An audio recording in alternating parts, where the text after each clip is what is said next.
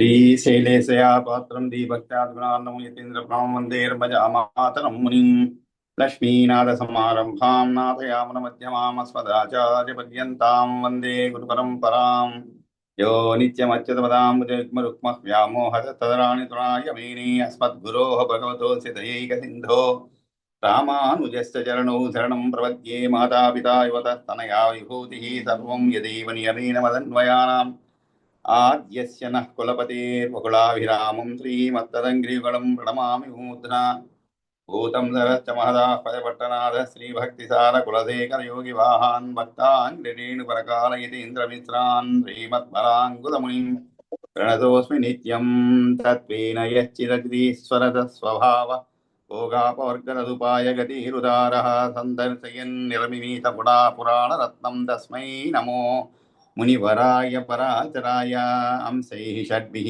समाकीर्णम् अङ्गैर्वेदविवापरं पुराणं वैष्णवं चक्रे यत्तं वन्दे पराचरम् व्यासं वसिष्ठनप्तारं शक्ते पौत्रमकल्मषं पराशरात्मजं वन्दे सुखदातं तपोनिधिं व्यासाय विष्णुरूपाय व्यासरूपाय विष्णवे नमो वै ब्रह्मनिधये वासिष्ठाय नमो नमः पुराणं वैष्णवं चैतः सर्वगिल्बिषनाशनं विशिष्टं सर्वशास्त्रेभ्यः पुरुषार्थोपपादने भारते भगवद्गीता धर्मशास्त्रेषु मानववेदेषु पौरुषं सूक्तं पुराणेषु च वैष्णवं तत्कर्मैन बन्धाय सा विद्याया विमुक्तये आयासाय परं कर्म विद्यान्यादिल्वनैपुरम् श्रीविष्णुचित्तपदपङ्कजसङ्गमाय चेतो मम स्पृहयते किमतः परेण नो चेन्ममापि यतिशेखरभारतीनाम् भावः कथं भवितुमर्हति वा गिदेयः नारायणं नमस्कृत्य नरं चैव नरोत्तमं देवीं सरस्वतीं चैव ततो जयमुदीरये शान्ताकारं भुजगसेनं पद्मनाभं सुरेशं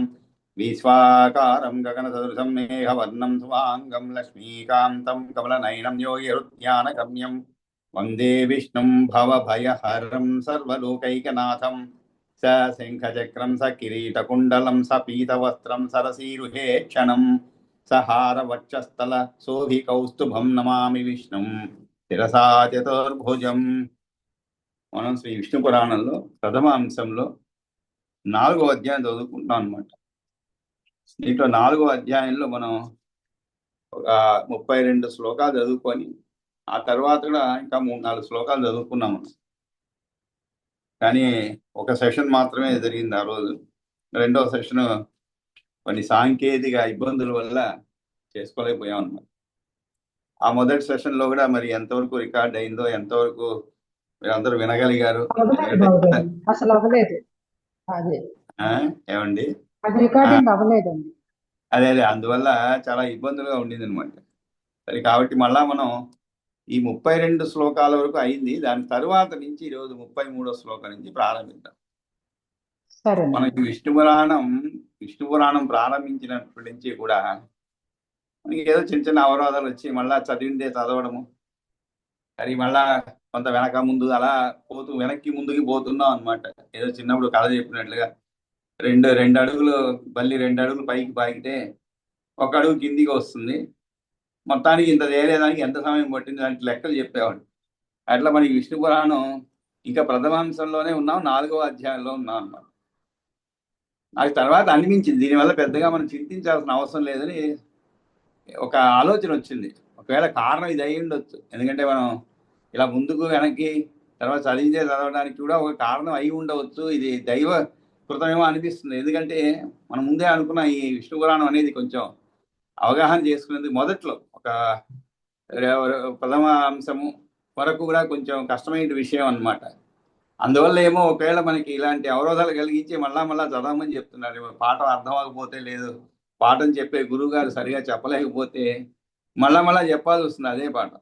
విద్యార్థులు అర్థం చేసుకోవాలి, గురువు కూడా ఇంకా బాగా అర్థం చేసుకొని ఇంకా విషయం చెప్పగలుగుతాం. కాబట్టి ఆ విధంగానేమో అని నాకు నిన్న అనిపించింది అనమాట. సరే, ఇది కూడా మంచిదే అయింది. మళ్ళా అదే విషయాన్ని చదివినందువల్ల ఇంకా మనసులో అలాగే ఉండిపోతుంది అనమాట. ఒకసారి చదివిన దానికను 4-5 సార్లు చదివిన దానికి కూడా తేడా ఉంటుంది. కాబట్టి సరే, ఇవన్నీ కూడా ఒక పాజిటివ్ థింకింగ్ అంటాం అనమాట. అంటే దాని గురించి పెద్దగా ఆలోచించకుండా పాజిటివ్ థింక్లో పోవాలంటుంటా. ఆ విధంగా పాజిటివ్ థింకింగ్లో పోయి మనం మళ్ళా ఒకసారి 33వ శ్లోకాన్ని చెప్పుకుందాం. ఈ 32 శ్లోకాల వరకు జరిగిన విషయం ఏంటంటే, వరాహావతారంలో పాతాళానికి పోవడం అన్నమాట విష్ణుమూర్తి, ఎందుకంటే భూదేవిని కాపాడాలని. ఆ తర్వాత భూదేవి కూడా స్తుతించడం ఆ వరాహ దాన్ని. తర్వాత విష్ణు రూపంలో ఉన్నటువంటి వరాహ రూపంలో ఉన్నటువంటి విష్ణువును స్తుతించడం. ఆ తర్వాత ఆ వరాహమూర్తి తన యొక్క కోరల పైన ఆ పృథ్వీని పైకి తీసుకురావడం అన్నమాట. అప్పుడు అలా పైకి తీసుకువచ్చేటప్పుడు ఎలా ఉన్నది అనేటువంటి విషయాన్ని మనం కొంత చదువుకున్నాం. తత సముక్షిప్య ధరాం స్వదంశ్రయ మహావరాహ స్ఫుటపద్మలోచన 26వ శ్లోకంలో ఉంది. రసాదలాత్ ఉత్పల పత్ర సన్నిభ సముద్దితో నీల ఇవ అచలో మహాని. కాబట్టి వికసించిన తామర పూల వంటి కన్నులు గలవాడు నల్ల రేకుల వంటి నల్ల కలువల రేకుల వంటి కాంతితో సమానమైన ఆ మహావరాహమూర్తి తన కోరతో భూమిని రసాతలంచి పైకి లేవనెత్తి గొప్పదైన నల్లని పర్వతంలా పైకి లేచాడు. ఆ తర్వాత ఏం జరిగింది? ఉత్తిష్టతాతైన ముఖానిలాహతం తస్సంభవాంభో జనలోక సంశ్రయాన్ ప్రక్షాళయామాసహితాన్ మహాద్యుతిన్ సనందనాదీన్ అకల్మషాన్ మునీన్ ప్రయాంతి తోయాని కురాగ్రవిక్షతే రసాతలే అధకృత శబ్ద సంతతి శ్వాసానిలాస్తా పరస ప్రయాంతి సిద్ధా జనే ఏ నియతం వసంతి ఉత్తిష్టదత్తస్య జలాద్దకుక్షే మహావరాహస్య మహీం విధార్య విధున్వతో వేదమయం శరీరం రోమాంతరస్థ మునయో జుషంతి. అలా పైకి వచ్చేటప్పుడు ఆయన శరీరం నీటితో తడిచిపోయిందనమాట. ఆ తడిచిపోయినప్పుడు ఆయన యొక్క గిట్టలు రసాతలం చీలిపోగా, గిట్టలు చివరి భాగం, ఎందుకంటే ఆయన పైకి వచ్చేటప్పుడు ఆ రసాతలాన్ని తన గిట్టలతో మోదాడనమాట. అది చీలిపోగా మహాఘోష కావిస్తూ నీళ్లు కిందికి ప్రవహించాయి. అంతేకాకుండా భూమాత నెత్తుకొని నీటి చేత తడవబడ్డ కుర్చీతో పైకి లేస్తున్న మహావరాహమూర్తి తన వేదమయ శరీరాన్ని విదిలించగా రోమాలు ప్రసరించగా ఆ రోమాంతస్థితులైనటువంటి మునులు స్తోత్రం చేశారు. విధున్వతో వేదమయం శరీరం రోమాంతరస్థ మునయో జుషంతి. వాళ్ళు ఏ విధంగా ఆ ధరాధర వరాహమూర్తి మహాధీరత్వంతో పైకి చూస్తూ ఉండగా యోగేశ్వరైనటువంటి సనందనాథులు ఉన్నారో వారందరూ కూడా వినమిత కంఠంతో సంతోషంతో నిండిన మనస్సు కలవారు ఇలా స్తుతించారు. తం తుష్టువు తోప పరీషతేతసేతసో లోకే జనే ఏ నివసంతి యోగిన సనందనాధ్యాన్ అతి నమ్ర కంధర అంటే చాలా వినమిత కంఠంతో ధరాధరం ధీరతరోద్ధతేక్షణం ఉద్ధత అంటే పైకి అంటే పైకి చూడటం అనమాట. కాబట్టి ఆ మహాధీరత్వంతో పైకి చూస్తూ ఉండగా వరాహమూర్తి, ఎందుకంటే ఆయన మన నీళ్ళలో మునిగినప్పుడు పైకి వచ్చాడు, మనం పైకి కదని చూస్తాను, కిందకి చూస్తూ పైకి రాగండి. కాబట్టి మహాధీరత్వంతో పై చూస్తూ ఉండగా అందరూ కూడా ఆయన ప్రభువును ఈ విధంగా స్తుతించారు. ఏమని? జయేశ్వరాణం పరమేశ కేశవ ప్రభో గదా శంఖ ధరాత్రి చక్ర దృక్ ప్రసూతి నాశ స్థితి హేతు ఈశ్వర త్వమేవ నా అన్యత్ పరమం చేయత్పరం. పరమేశ్వరేశ్వర కేశవ గదను శంఖమును భూమిని గదా శంఖ ధర అస్థి చక్ర దృక్. కాబట్టి ఖడ్గాన్ని చక్రాన్ని ధరించి ఉన్నవాడా, సృష్టి స్థితి నాశకారకుడైనటువంటి ఈశ్వరుడా, అంతా నీవే, మరేది లేదు, నీకన్నా పరమైనది మరొకటి లేదు అని చెప్పి ఆయన స్తుతించి ఆ తరువాత ఆయన యొక్క యజ్ఞ స్వరూపమును వివరిస్తూనే ఉంటారు. యజ్ఞ స్వరూపంగా భావించి ఆయన్ను స్తుతిస్తున్నారు అనేటి విషయం మనం చదువుకోబోతున్నాం. అది ఎలాగా? పాదేషు వేదాత్తవ యూపదంస్త్ర దంతేషు యజ్ఞాచితయశ్చ వక్త్రే హుతాస జిహ్వో అసి తనూరుహాని దర్భా ప్రభో యజ్ఞ పుమాన్ త్వమేవ అంటే ఏమిటి? నీవే యజ్ఞ పురుషుడవు. పుమాన్ అంటే పురుషుడవు.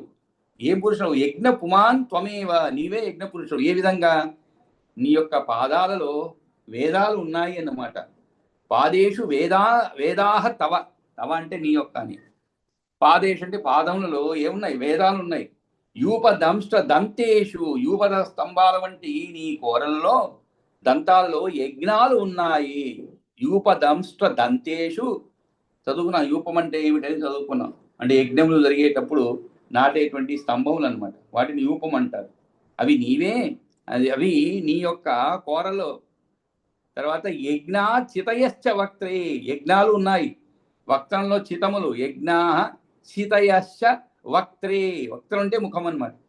కాబట్టి నీ ముఖంలో ఏమేమి ఉన్నాయి? వక్త్రంలో చితములు అంటే యజ్ఞవేదికలు ఉన్నాయి. యజ్ఞహోత్రుని జిహ్వగా కలిగి ఉన్నావు. హుతాసర జిహ్వో అసి. హుతాస అంటే ఏమిటి? అగ్ని అని అర్థం అండి. హుతాసుడు అంటే అగ్ని. అగ్ని జిహ్వో అసి. జిహ్వ అంటే నాలుక. నీ యొక్క జిహ్వగా కలిగి ఉన్నావు. తనూరుహాని దర్భాహ.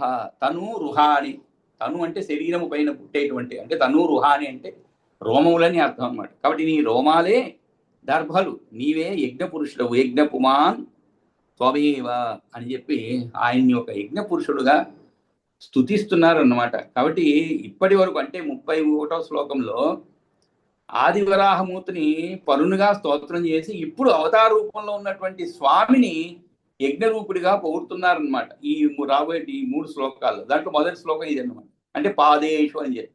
కాబట్టి యజ్ఞ పురుషుడు నీవే తొలుత ప్రతిజ్ఞ చేయించు దాన్ని నిరూపిస్తున్నారు. పాదేషు అనే దాంట్లో అంటే 4 అను సంఖ్యను కలిగినందువలన లేక 4 అయినందువలన యజ్ఞవరాహుడికి పాదాలుగా నిరూపింపబడుతున్నాయి అనమాట. ఆ తర్వాత యూపమం చదువుతున్నాం. అంటే యజ్ఞంలో బలిగా ఇవ్వబడేటువంటి పశువును కట్టివేసి ఉంచేటువంటి గుంజ కర్రతో చేయబడినటువంటి స్తంభం అనమాట. దానివలే ఎత్తైన కోరలు ఎవరికి ఉన్నవో అతన్ని యూపదంష్ట్రుడు అంటారు. యూపదంష్ట్రుడు అని. కాబట్టి ఆయన గురించి సంబోధనే అన్నమాట. హే యూపదంష్ట్ర అని. ఆ తరువాత నీ యొక్క పండ్ల యందు ఇంకొకటే చెప్పానమాట. ఆయన గురించి సంబోధన చెప్పి హే యూపదంష్ట్ర అని చెప్పి ఇక్కడ పురోడసము అంటే యజ్ఞాల్లో దేవతలు ప్రీతి కలిగినట్టుగా పవిత్ర భావనతో సమర్పించేటువంటి పదార్థాలని చెప్పి ఆ విధంగా ఇందులో నెయ్యి బెల్లములకు తప్పది ఇవన్నీ ఎలా తయారు చేసిన విషయం చెప్పాడు. ఆ తర్వాత భక్షణము కొరకు నములట కొరకు కావున యజ్ఞములు దంతములుగా నిరూపబడి అంటే చితులు అంటే శ్యేన చితం చిన్వీత అంటే ఏమిటి? చిన్వీత అంటే శృతుల ద్వారా చెప్పబడినటువంటివి. ఇవే యజ్ఞాలకు ఆచరించే స్థలాలు అనేటువంటి వక్త స్థానీయములు. వక్త్ర అంటే ముఖం, స్థానీయం అంటే వక్త, స్థానీయం అంటే ముఖంలో ఉన్నటువంటి అంటే ఏమిటి? వరాహపురుని యొక్క నోటితో సమానములు. ఇవి హవిస్సులు ఉంచేటువంటి స్థానములు కనుక ఇదే విధంగా ఆయా స్థలాల్లో కొంచెమంతానైన సామ్యమును ఊహించుకోవాలన్నమాట. ఇక హుతాసుడు అనగా అగ్ని. అతడే ఎవనికి నాలుకగా ఉన్నాడు. అతడు హుతాస్వ జిహ్వా. కాబట్టి ఎవరికి నాలుకగా ఉన్నాడో ఎవరు? అగ్ని. అతనిని హుతాస జిహ్వ అంటారు. కాబట్టి యజ్ఞస్థలంలో ఏముంటాయి? కుండాల వద్ద పరిచి ఉంచబడినటువంటి దర్భలు, నీ యొక్క వడలిపై ఉన్నటువంటి వెంట్రుకలు. ఇది సులభంగానే అర్థమయ్యేటువంటి విషయం. కాబట్టి ఈ విధంగా ఆయన్ని ఒక యజ్ఞ పురుషుడుగా వర్ణిస్తున్నారు అన్నమాట. ఇంకా కూడా 33వ శ్లోకంలో విలోచనే రాత్రి అహని మహాత్మన్ సర్వాశ్రయం బ్రహ్మపదం శిరస్తే సూక్తాని అశేషాని సటా కలాపో ఘ్రాణం సమస్తాని హవీంషి దేవ.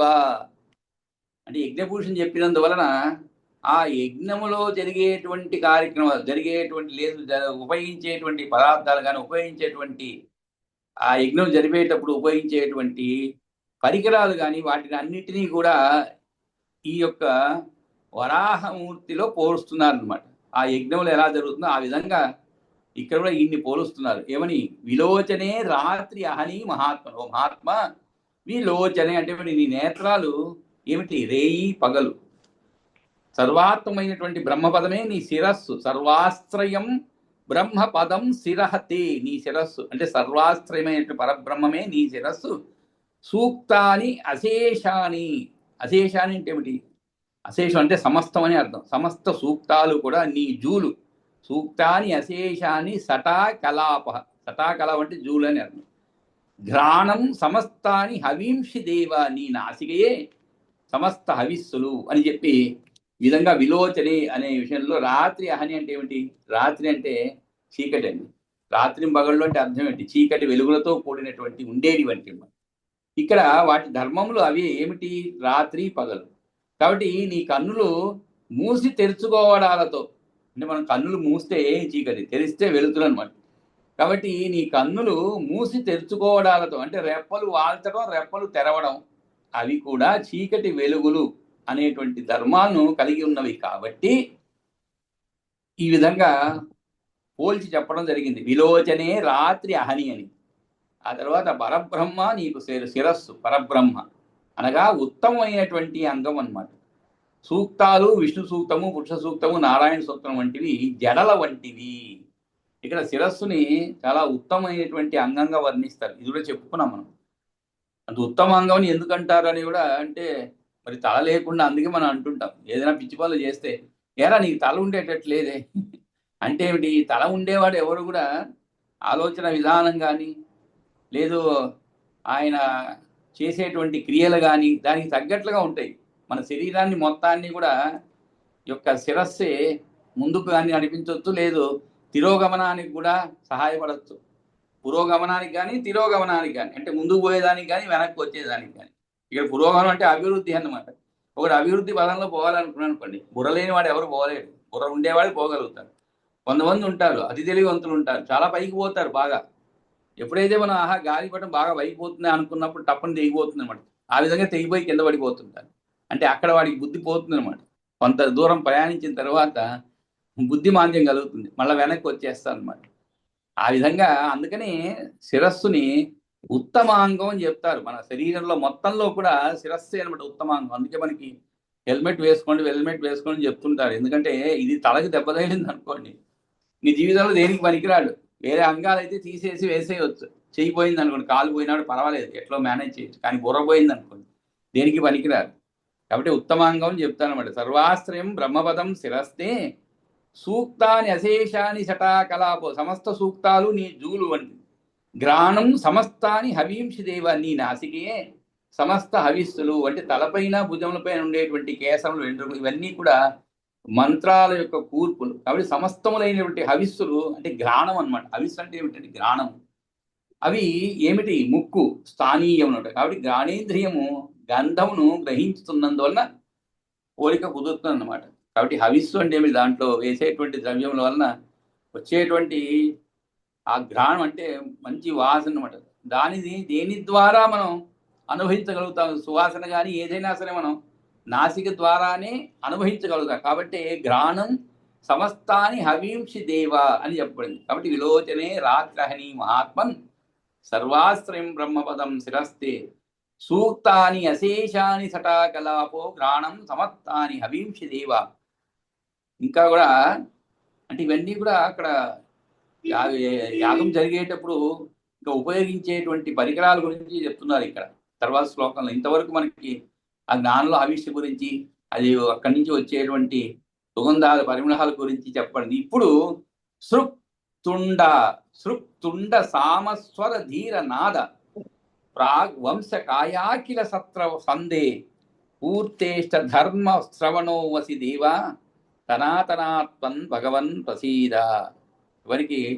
భగవన్ ప్రసీద అంటే ఏమిటి? ప్రసన్నడో కమ్ము అని చెప్తున్నారు. ఇంకా కూడా సృక్ అంటే నోరు, ముఖంగా కలవాడ. సృక్కు నోరు అంటే ముఖముగా కలవాడ. ఇక్కడ సృక్ తుండ అని చెప్పబడింది. సృక్ అంటే హోమం చేయడానికి ఉపయోగపడేటువంటి గరిట వంటి సాధనం. ఇదిలో మనం వివరించుకున్నామంట ఆ రోజు. అంటే అది కూడా కొయ్యతో చేయబడిందండి, వేరే దేనితోనూ చేయరు. చెక్కతో తయారు చేయబడి కొయ్యతో తయారు చేయనటువంటి దాన్ని సృక్ అంటారు అనమాట. వాళ్ళు మన ఇంట్లో కూడా ఉపయోగిస్తుంటాం. పప్పు తెడ్లని పాత రోజుల్లో కొంచెం చెక్కతోని తయారు చేసిన గరిటెలు ఉపయోగించేవాళ్ళం. కాబట్టి ఇక్కడ కూడా యజ్ఞం చేసేటప్పుడు దాని ద్వారానే ఆ యజ్ఞానికి ఆజ్యం వేస్తూ ఉంటారు అనమాట. హవిస్సు వేస్తూ ఉంటారు. అంటే ఏమిటి? ఏదైనా పదార్థాన్ని కలుపుతుంటారు యజ్ఞంలో.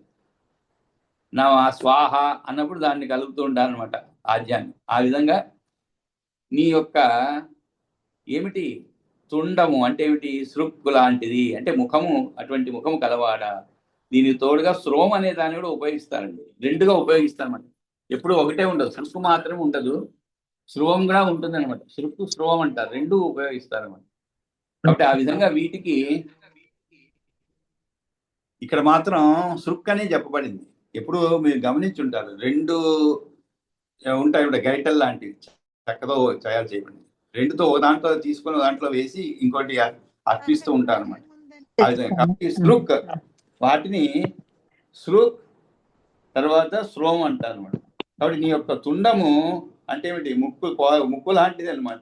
ఆ ముఖము సృక్కుగా ఉన్నది, శ్రోము వరాహముఖం వంటి ఆకారాన్ని కలిగి ఉన్నది. కాబట్టి అందుచేత స్వామి యొక్క ముఖమును సృక్ శృక్తుండము అంటున్నారు అనమాట. అంటే మొత్తం మీద అర్థం ఏమిటి? శృక్కు వంటి ముఖము గలవాడా అని. ఆ తరువాత సామస్వర ధీర నాద. నాదం అంటే శబ్దము. సామస్వర ధీర నాద అంటే సామవేద నాదం వంటి ధీర నాద అంటే గంభీర స్వరం కలవాడా. అంటే సామవేదం అంటే సామవేదం చదివేటప్పుడు మనకి సంగీతపరమైనటువంటిది సామవేదం. అంటే దాన్ని చదివేటప్పుడు కూడా అటువంటి అనుభూతి కలుగుతుంది. ఒక సంగీతాన్ని పాడినట్లే ఉంటుంది. మిగిలిన వేదాలు వేరు, సామవేదం వేరు. కాబట్టి అటువంటి సామవేదనాదం వంటి గంభీరం కలవాడ. ఇంకొక తమాషా విషయం మనం తెలుసుకోవాలన్నమాట. అంటే ఎప్పుడు చిన్నప్పుడు చదివింది, ఒక కవి రాసింది అనమాట. మామూలుగా మనం సంగీతం అంటే ఏదో ప్రత్యేకంగా నేర్చుకోవాలి, అక్కడ పోయి సారీగామాలతోనే సంగీతం నేర్చుకోవాలనేది అంటే లేదు. సంగీతం అనేది నీ చుట్టూ కూడా ఇంట్లోనే సంగీతం నువ్వు కన్నా వినాలి అనేటువంటి అభిలాష ఉండేటువంటి వాళ్ళకి మొత్తం ఇల్లు కూడా సంగీతమేనండి. ఇల్లే కాదు, ప్రపంచమంతా కూడా సంగీతమయమే. కాబట్టి మనం ఆ సంగీతాన్ని చెవిలో వేయించుకో. ఉదాహరణ చెప్తుంటారనమాట. అంటే ఈ రోజుల్లో కుక్కర్లు ఉన్నాయిలేండి. పాత రోజుల్లో మీకు అన్నం ఉడకాలంటే మామూలుగా గిన్నెలో పెట్టి నీళ్లు పోసి సరి అయినటువంటి నీళ్లు పోసి పెట్టేస్తారు. ఇప్పుడు కుక్కర్లు వచ్చాయి కాబట్టి దాంట్లో పెట్టేసి మూత పెట్టేస్తే అది 3 విజిల్లు వస్తుంది, 4 విజిల్లు వచ్చిన తర్వాత నెమ్మదిగా ఆఫ్ చేసుకోవచ్చు, ఆ సౌకర్యం. కానీ ఆ రోజులు అలా కాదు. అది అలా బాయిల్ అవుతూ ఉంటుంది అనమాట. ఆ శబ్దము వస్తూ ఉంటుంది. ఆ శబ్దము కూడా సంగీత పరంగానే ఉంటుంది. అది వినేవాడికి అంటే శ్రద్ధగా వింటే దాంట్లో కూడా సంగీతం ఉంటుంది. మనం మాట్లాడే దాంట్లో కూడా సంగీతం ఉంటుంది. సంగీతం ప్రపంచంలో మొత్తం మన చుట్టూ ఉన్నదే. కాబట్టి మనం దాన్ని చెవికి ఎక్కించుకోం అంతే అన్నమాట. కాబట్టి అన్ని వేళలా సంగీతాన్ని వినేటువంటి అవకాశం ఉన్నది అన్ని చోట్ల కూడా మనకి. అందుకే ఒక్కోసారికి అటువంటి శబ్దాలు వింటూ ఉంటాం. అవన్నీ సంగీత పరంగానే ఉంటాయి. మీకు ఎందుకు పశువులు అంబాని అరిస్తే కూడా దాంట్లో సంగీతం ఉందని.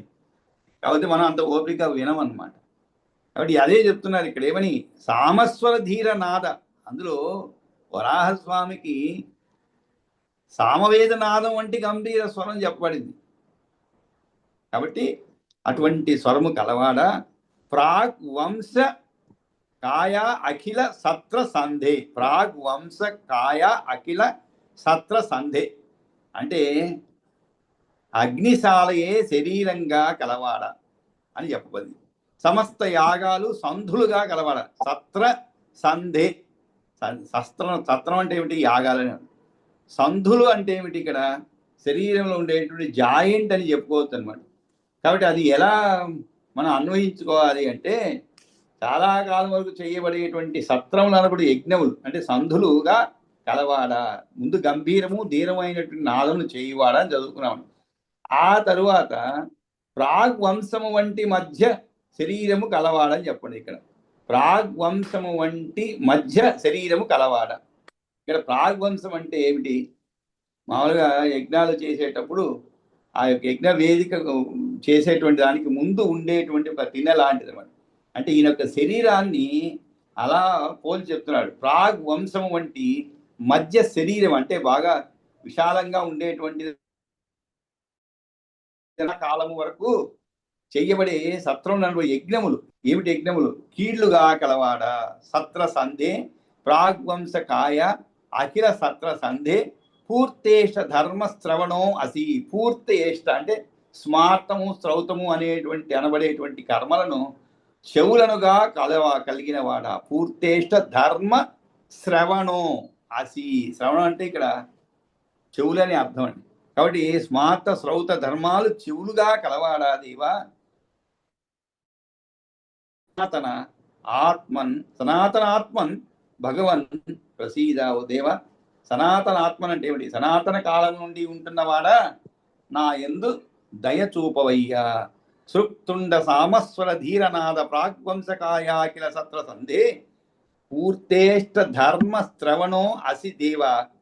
సనాతనాత్మన్ భగవన్ ప్రసీద. పదక్రమాక్రాంత భువం భవంతం ఆదిస్థితిం చాక్షర విశ్వమూర్తి విశ్వస్య విద్మ పరమేశ్వరోవతి ప్రసీదనాథోవతి చరాచరస్య. తర్వాత వేదంలోని పదరూప క్రమాలతో భూమిని ఆక్రమించి ఉన్న నిన్ను విశ్వాసానికి అధికారంగా తెలుసుకున్నాము. విశ్వానికి ఆది కారణంగా తెలుసుకున్నామండి. విశ్వానికి ఆది కారణం. ఇక్కడ పదక్రమ ఆక్రాంత భువం అంటే ముందు చెప్పిన విషయాన్ని బలపరుస్తున్నాడు. ఏమిటి పదక్రమేది? పదక్రమం అంటే ఏమిటి అనగా పాదములను ఉంచుట అని అర్థం. పదక్రమం అంటే పాదములను ఉంచడం అనమాట. లేదు చాచుట, అడుగులు వేయుట. దీని ద్వారా భూమి ఎవరిచే ఆక్రమించబడిందో అటువంటి నిన్ను విశ్వస్యాధిస్థితి జనకుడు పుట్టించిన వాడు మరియు పాలకుడు అని మేము ఎరుగుదము అని చెప్పుకోవాలన్నమాట. కాబట్టి పదక్రమాక్రాంత భువం భవంత ఆది స్థితించ అక్షర విశ్వమూర్తి. ఆ కారణం చేత నీవు పరమేశ్వరుడై ఉన్నావు. విశ్వస్య విద్మహ పరమేశ్వరోవసి. నాదుడు కూడా నీవే. నాధ్యతే అంటే ప్రార్థింపబడేటువంటి వాడు కాన నాథుడు అనబడుతున్నాడు. నాధ్యతే అంటే ఏమిటి? ప్రార్థింపబడేవాడు. ప్రార్థింపబడేవాడిని నాధ్యతే అని చెప్పారు. కాబట్టి అటువంటి వాడ, ప్రార్థించబడినటువంటి వాడా, నాథుడా, వేడుకోదగిన వాడవై ఉన్నావు అని అర్థం అనమాట. ప్రసీద నాథో అది చరాచరచ విశ్వశ్చ విద్మహ పరమేశ్వరో.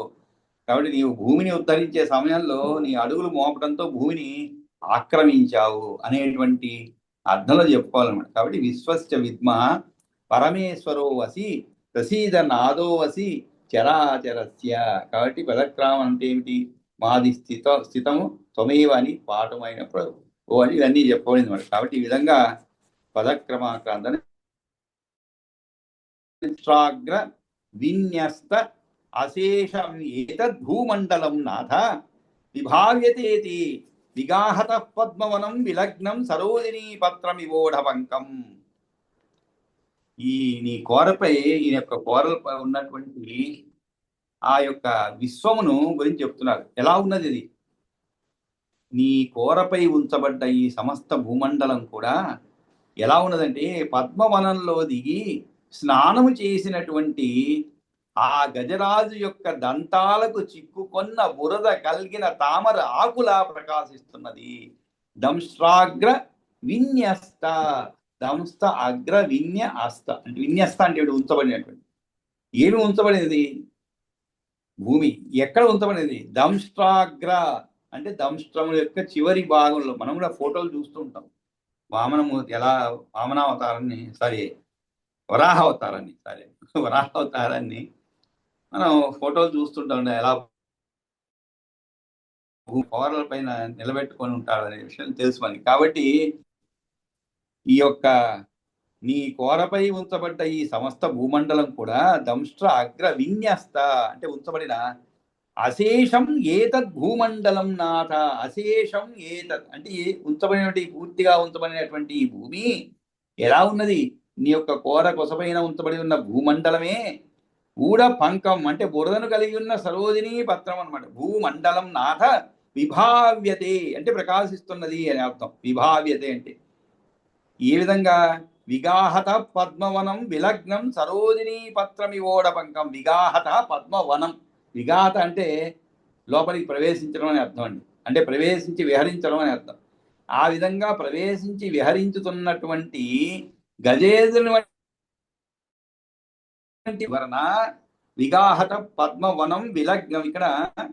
ఎక్కడ కూడా గజేంద్రం అని చెప్పలేదు. గజరాజుని ఎక్కడ లేదు ఈ శ్లోకంలో. కానీ విగాహత పద్మవనం విలగ్నం సరోజిని ఇవన్నీ దీన్ని బట్టి చూస్తే మనకి గజరాజు నీళ్ళలో దిగినప్పుడు అతని యొక్క కోరలకు చిక్కుబడినటువంటి బురద కలిగినటువంటి తామరాకు అనేటువంటి విషయం. మరి మీరు వేరేది జంతువు నీళ్ళలో దిగినప్పుడు అంతగా కల్లోలం చేయదండి.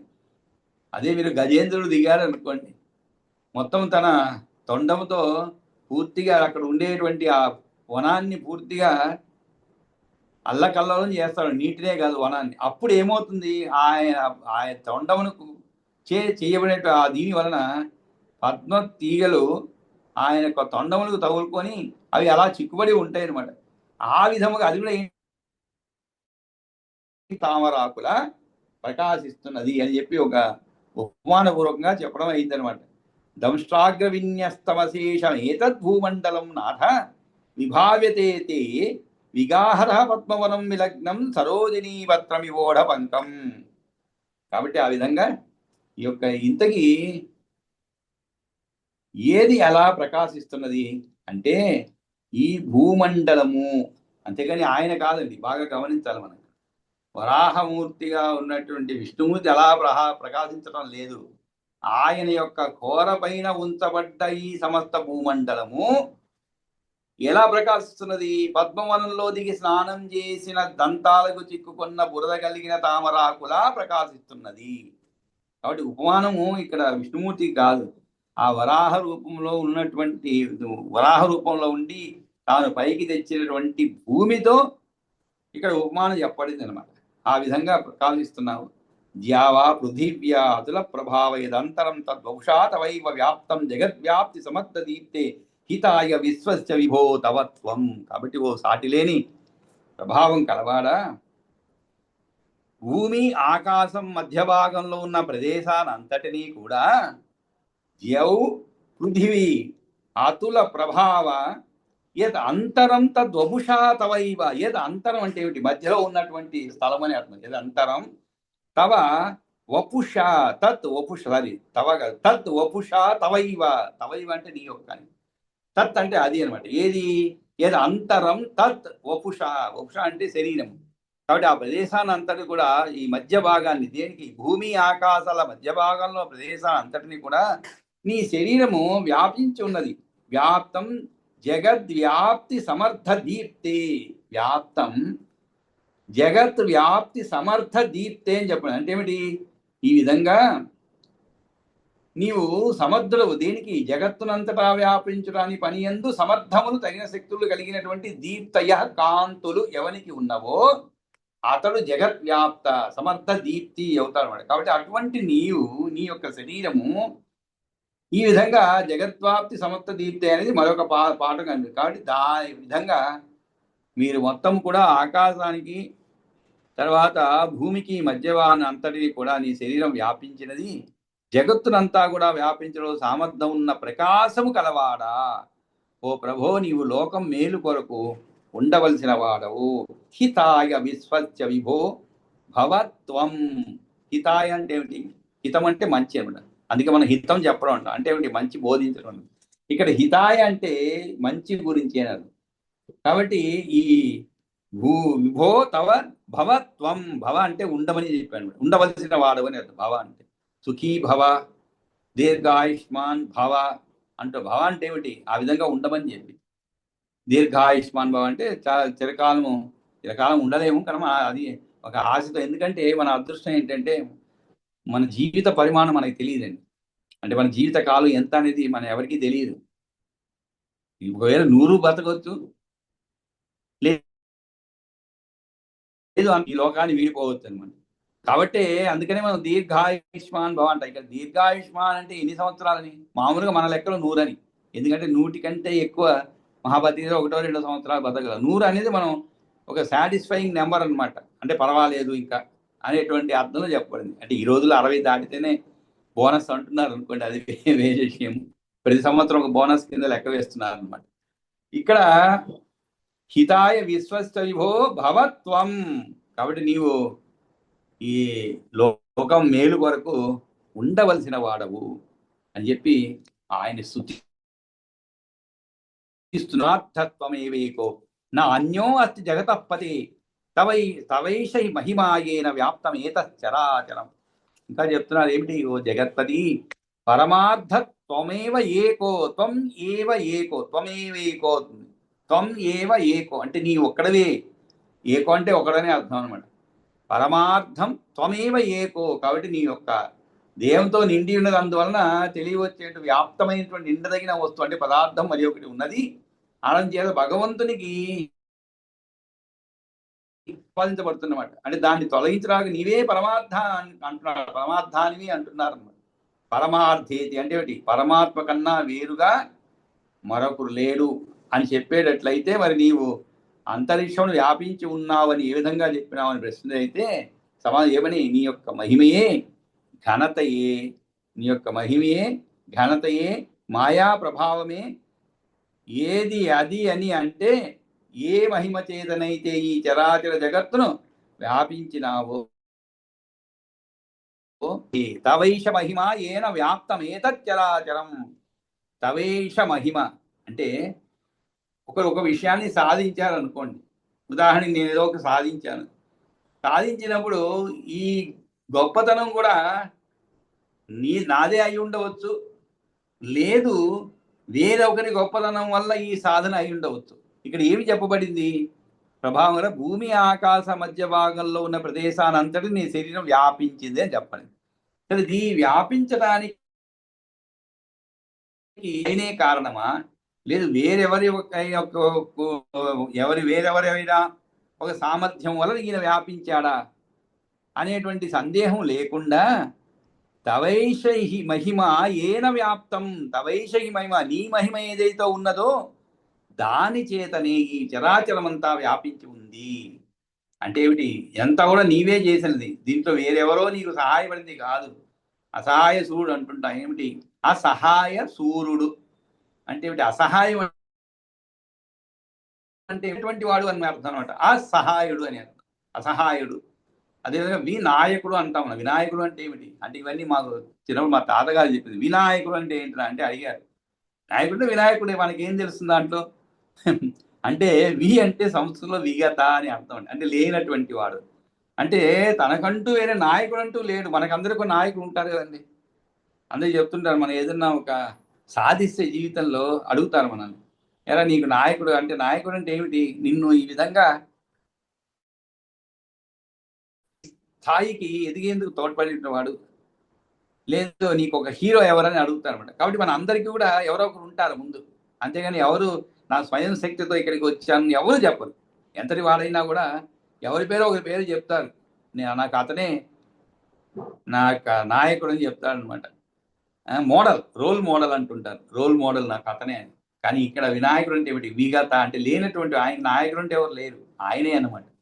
ఆ విధంగా ఇక్కడ ఈయన మహిమంతా కూడా వేరెవరిదో కాదు, స్వమహిమతోనే వ్యాపించి ఉన్నాడు, స్వయం శక్తితోనే వ్యాపించి ఉన్నాడు. అందుకని తవేష మహిమ ఈయన వ్యాప్తం ఏతచ్చరాచరం పరమార్థత్వమైవేకో నా అన్యోవర్తి జగతపతి. కాబట్టి నీ ఒక్కడవే పరమార్థానివి, మరెవడు కాడు. నీ మహిమ ఏదైతే ఉన్నదో దాని చేతనే ఈ చరాచరమంతా కూడా వ్యాపించి ఉంది. యదేతదృశ్యతే మూర్తమేతద్ జ్ఞానాత్మనస్తవ భ్రాంతి జ్ఞానేన పశ్యంతి జగద్రూపం అయోగిన. జగద్రూపం యోగిన. ఇక్కడ ఏ మూర్తమైనటువంటి రూపం కనబడుతున్నదో అది నీ యొక్క జ్ఞానైక మూర్తియకు నీ జ్ఞానమయ రూపమే. యోగులు కాని వారు భ్రాంతిజన్య జ్ఞానంతో జగత్ రూపంగా చూస్తున్నారు. యదేతద్ దృశ్యతే మూర్తం ఏతద్ జ్ఞానాత్మన తవ. కాబట్టి యదేతత్ అంటే నీవు వ్యాపించి ఉండుట చేత జగత్తు విలక్షణమై ఉన్నది అంటున్నాడు ఇక్కడ. అందుకనే యత్ ఏతత్ ఇతి, యదేతత్ ఇతి.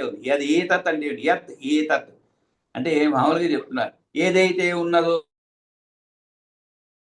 చూసారంటే ఆయన ఇది ఉన్నది అది ఉన్నది చెప్పరా, ఆయన మామూలుగా కరస్పాండెంట్ చెప్తుంటామంటే ఇక్కడ జరిగినటువంటి సంఘటనలు ఈయన అక్కడి నుంచి టెలికాస్ట్ చేస్తుంటాడు, సంభాషణలో చెప్తుంటాడు.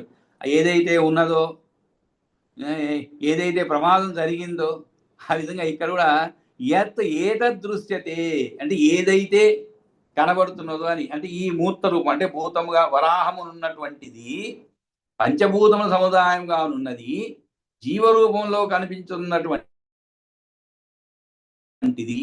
జ్ఞానమయుడవు. అంటే జ్ఞానం యొక్క గడ్డ వంటి వాడవైన నీ యొక్క జ్ఞానమయమైన రూపమే ఇక్కడ జ్ఞానాత్మకం తవ